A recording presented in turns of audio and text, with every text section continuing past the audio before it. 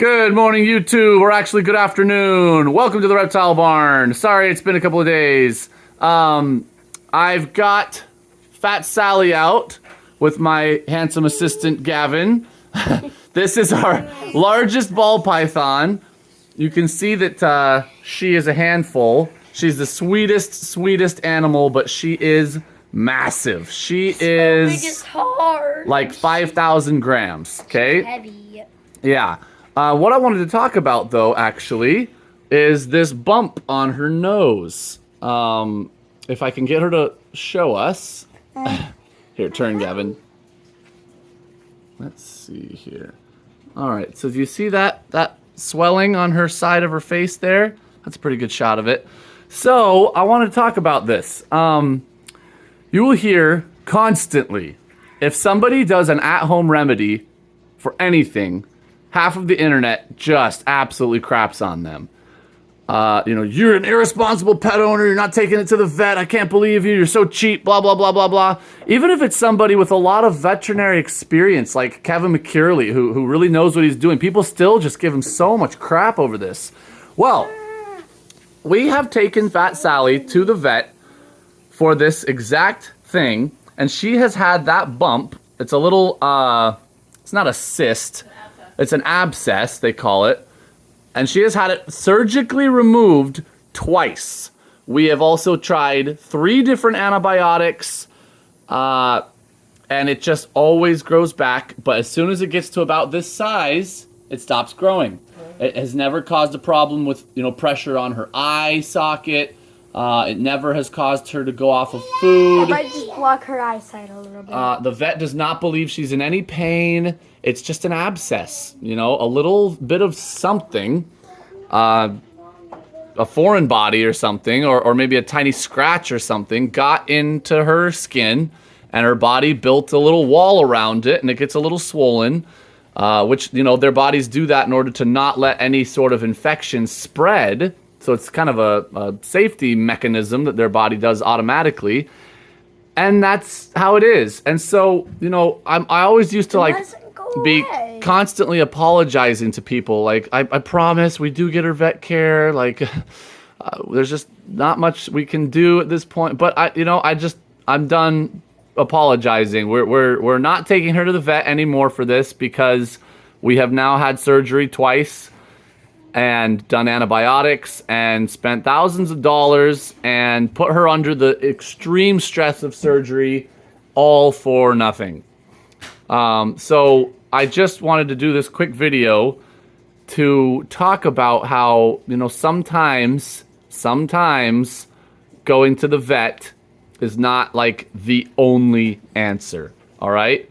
Because I'm telling you, if somebody came up to me and was like, somebody that I trusted, I was like, hey, I had the same thing happen, and I rubbed apple cider vinegar on it for a week and it went away. You know what? I'd probably try it.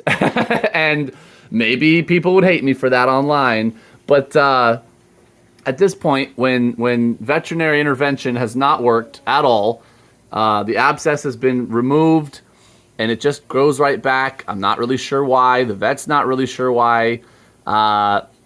This is just where we're at. She's still a big, beautiful, otherwise completely healthy animal. She doesn't seem to be in any pain, any stress. She's happy. And so we're just not going to worry about it anymore. Of course, if it all of a sudden swells up really big, or if something else goes wrong, yeah, we'll be right back at the vet. But I feel so much pressure from people, especially random people online, to always go to the vet if any single solitary little tiny thing might possibly be wrong. That is not always necessarily the right answer.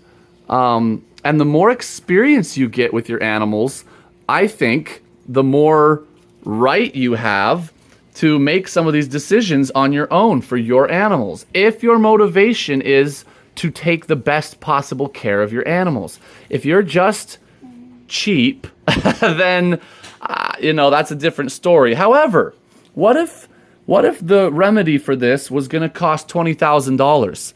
I'm sorry, I'm not doing it because I don't have $20,000. So anyways, I just would like to be a voice on the internet in the other direction, not telling people to not go to the vet. Please do not take this as a message from the reptile barn that you shouldn't take sick animals to the vet. That's not what I'm saying. But that you get to be a responsible pet keeper. You get to make decisions for your animal, and sometimes if you have tried the same thing over and over again, don't be insane. Don't just because strangers told you to on the internet, go drop another $1,000 and put your animal through weeks of recovery simply because someone told you to on the internet, even though you know it's not going to work. Okay? That's all I'm saying here is there are sometimes at-home remedies that work really, really well. Not necessarily for removing an abscess, but for other things that might go wrong. You know, if your animal has a tick, there are ways to get that thing off by yourself. You don't have to go to the vet. So just be aware of that. If my animal got a teeny tiny scratch, now most of my animals are eating frozen thawed, so that doesn't really happen. But if one of my animals got a little tiny wound, and I mean small, I wouldn't go to the vet. I would put on some triple antibiotic each day. I'd keep it clean. I'd put them on, you know, a paper towel, something super sterile. I'd check them daily. I would make sure that they had clean water every single day, and I would just watch it. And nothing bad would probably happen. And if something started to look like, oh, there's even the tiniest hint of infection, I'd be straight to the vet. But anyways, just be, I guess, reasonable is the word I'm looking for. I honestly, and maybe I'm going to offend somebody, but I feel like some people get like so defensive about this that they almost take it as like a status symbol. I'm a better pet keeper because I go to the vet for every single solitary tiny little thing. And people start to feel superior about this. They're like, oh, you did an at-home remedy, but I went to the vet. We both had the exact same outcome. Our animal was fine, but I spent $1,000 and you didn't. So I'm a more responsible, loving pet keeper than you. And people start to make it into like a status thing, which is just insane. If you're made of money, sure, go ahead and do that. But for the rest of us, if there is a way to take just as good a care of your animal and not drop a whole bunch of money, do that. That is all. That's my little miniature rant. I hope that you guys at the very least enjoyed watching this absolutely gigantic ball python Gavin has been trying to wrangle this whole time for me. Again, this is like a 5,000 gram snake. She is a monster. And I did not purposefully do that. I don't pick certain snakes and feed them extra or anything like that. I just go kind of proportional to their body size, which means that now she eats very large meals for sure.